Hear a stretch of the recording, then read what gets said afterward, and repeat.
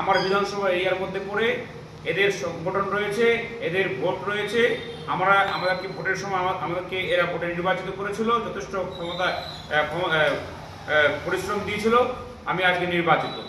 তিনার যদি সৎ মানসিকতা থাকতো তাহলে তিনি ডিএম এর সাথে বসে, এসপির সাথে বসে এবং লেবার কমিশনের একজন আধিকারিককে ডেকে নিয়ে এবং প্ল্যান্টের টিএমকে ডেকে নিয়ে সেটা টেবিলে বসে কিন্তু এইসব সাধারণ বিষয়গুলো নিয়ে সমাধানটা করতে পারত ডিএম অফিসে।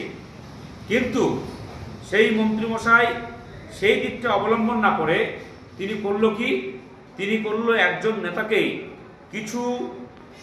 একজন শিল্পপতি, প্রতিষ্ঠিত তিনি শিল্পপতি, তার সাথে লেলিয়ে দেওয়ার যে চিন্তাধারা, তার সাথে যে দুশ্মনী করার যে চিন্তাধারা, এটা একদম হাই লেভেলে এই জায়গায় পৌঁছায় দিল, তার কেরিয়ারকে এক ধরনের প্রশ্ন চিহ্নের মধ্যে ফেলে দিল। তাহলে আমি দেখতে পাচ্ছি যে ওনাকে নিয়ে যেভাবে রাজনীতিটা করা হচ্ছে, ওনার ভবিষ্যৎকে নিয়ে যেভাবে রাজনীতিটা করা হচ্ছে, এটা এক ধরনের সূক্ষ্ম রাজনীতি বলে। তার কারণটা হচ্ছে মন্ত্রীমশাই চাইলে কিন্তু এই জিনিসটা করতে পারতেন, টেবিলে বসে করতে পারতেন। যে এই কর্মকর্তাদের যা দাবি ছিল, আপনি সমস্ত ডিএমকে বললে, টিএমকে চিঠির মাধ্যমে, লেবার কমিশনের একজন আধিকারিককে চিঠির মাধ্যমে ডেকে এইসব সমাধানগুলো কিন্তু অনায়াসে করা যায়, একজন রাজ্যের মন্ত্রী করতে পারত। কিন্তু তা সত্ত্বেও ওরা করলো না। আর যদি তার সঙ্গে আমি এটাও ধরে নিই যে আমরা দেখেছি, আমাদের কথা অফিসাররা শুনেনি বলেই আমরা আজকে অনশনে বসছিলাম, তাহলে অনশনে যদি বসার পরিস্থিতি আপনাদের হয়েই থাকে, তাহলে একজন নেতাকে কেন আগিয়ে দিলেন? পঞ্চায়েতের প্রধান কোথায় ছিল? পঞ্চায়েতের বাকি সমস্ত মেম্বাররা কোথায় ছিল? যদি ওরা উপস্থিত থাকতো তাহলে আমি বুঝতে পারতাম যে সমস্ত বডি, সমস্ত নেতৃত্বরা ওখানে সবাই সমর্থন করতেছে। তারা কিন্তু একবারের জন্য ওখানে ঝুঁকি মারতে আসেনি। এবং হচ্ছে মন্ত্রীমশাই চালাকি করে সেদিনকা ওনাকে অনশনে বসার পারমিশন দিয়ে তিনি কিন্তু কুচবিহারে চলে যায়। কারণ ব্যাপারটা ভাবুন, ওনাকে কি কৌশলে, কিভাবে ওনাকে সমাজের কাছে, কিছু সংখ্যক লোকের কাছে খারাপ করার যে প্রবণতাটা কিভাবে চলতেছে আপনাদের কিন্তু ভাবতে হবে। তার সঙ্গে মন্ত্রীমশাই যদি নিজের সঙ্গে যদি ওখানে উপস্থিত থাকতেন, বা শ্রমিক সংগঠনের আইএনটিটিসির যে জেলা সভাপতি উনি যদি উপস্থিত থাকতেন, তাহলে আমরা ভাবতাম যে শ্রমিকদের আন্দোলনে শ্রমিকের কোনো লিডার এখানে উপস্থিত রয়েছে, যেটা সিস্টেম বলতেছে।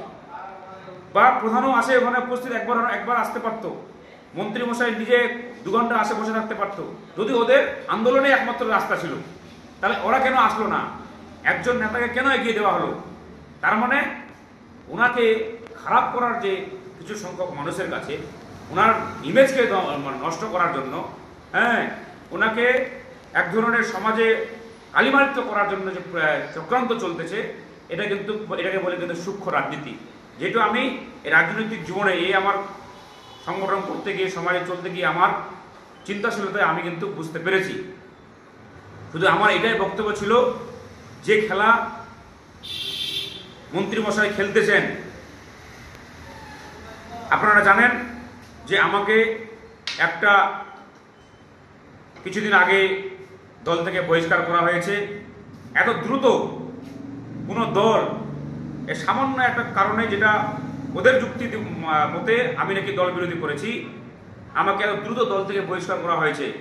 ভাবতে পারেন, যাদের কথা বলতে গিয়ে আমি দল বিরোধী, তাদেরকে কিন্তু কোনোদিন অফিসিয়ালভাবে দল থেকে বহিষ্কার করা হয়নি।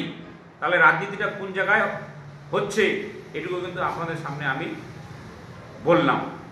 বেশি কথা বলবো না, শুধু আমি আপনাদের সামনে এটুকুই বলবো, সময় কথা বলবে, সময় আসবে, মানুষ এর সঠিক জবাব দিবে।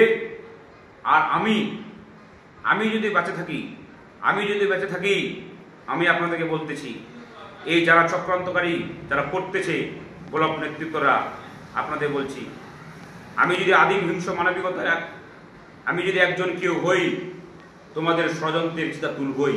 এ বলে আমি আমার বক্তব্য শেষ করলাম। জয় হিন্দ।